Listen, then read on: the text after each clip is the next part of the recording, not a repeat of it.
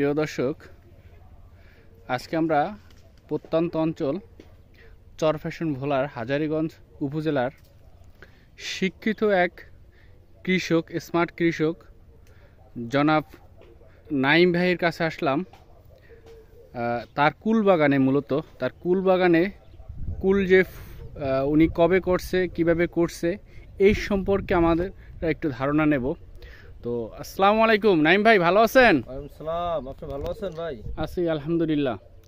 তো ভাই, আপনার কুল বাগানটা খুব সুন্দর। আমি কিছুদিন আগে আসছিলাম, তখন দেখলাম ছোট ছোট চারাগুলো। তো আপনার এই গাছের বয়স কতদিন? আমার এই গাছের বয়স প্রায় 5 মাস। 5 মাস। তো 5 মাসে তো আলহামদুলিল্লাহ অনেক সুন্দর বাড়তি হয়েছে এবং কি ফুল আসছে, আমরা দেখতে পাচ্ছি।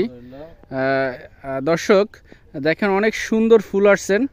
এখানে কত পিস গাছ আছে আপনার? আমার এখানে আপনার প্রায় 900 প্লাস গাছ। 900 প্লাস গাছ আছে। জমি কতটুকু? 160 শতক। 160 শতক। তো ভাই, এই যে কুল আপনি যে রোপণ করলেন, এই কুলের জাত কি? আমার এখানে আছে আপনার কাশ্মীরি, বল সুন্দরী, ইন্ডিয়ান সুন্দরী। আচ্ছা আচ্ছা, 3 জাতের, 3টা ভ্যারাইটি আছে। তো আপনি আশাবাদী কেমন যে এবছর, যে প্রথম বছর হিসেবে আপনি আশা কেমন রাখতেছেন যে আপনার কুল কেমন হবে, কেমন আসবে? জি ইনশাল্লাহ। আসলে কি, আমরা নদীমাতৃক প্রত্যন্ত অঞ্চলে, আমার পাশেই মেঘনা নদী। আচ্ছা, যদি আল্লাহ পাক বড় ধরনের বন্যা তুফান না দেয়, তো ইনশাল্লাহ আল্লাহ পাক আমাকে সন্তোষজনক একটা রেজাল্ট দিবে। আচ্ছা। তো আমরা দর্শক দেখতে পাচ্ছি, আমি একটু জুম করে দেখাচ্ছি। দেখেন, অনেক সুন্দর ফুল আসছে। তো দেখেন, গুটিও চলে আসছে। তো নাইম ভাই, যে বর্তমান যে যুব সমাজ আছে বা এই দেশের, হ্যাঁ, ভোলা অঞ্চলে সবচেয়ে বেশি নারকেল এবং সুপারি হয় বেশি।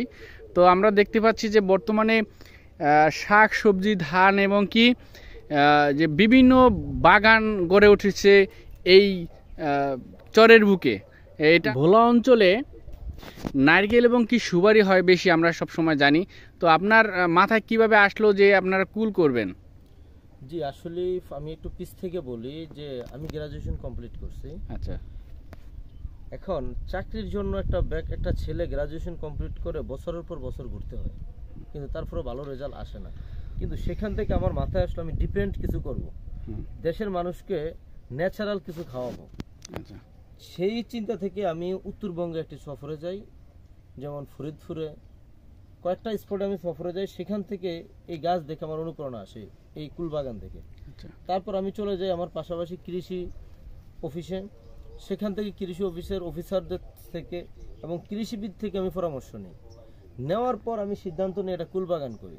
কিন্তু আমাকে অনেকেই হাও প্রতিপন্ন অনেক ধরনের কথাবার্তা বলার পরও কিন্তু আমার মনে হচ্ছে যে কৃষিবিদদের পরামর্শে আমার এখানে ভালো। এই যে কুল বাগানটা, এটা কি আপনি কৃষি অফিসের সহায়তা না কোনো এনজিও প্রতিষ্ঠানের সহায়তা পেয়েছেন, নাকি আপনি নিজস্ব অর্থায়ন?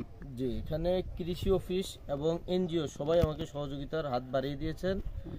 এবং আমার নিজের অর্থায়ন আছে। কোন এনজিওটা? এফডিএ, পরিবার উন্নয়ন সংস্থা।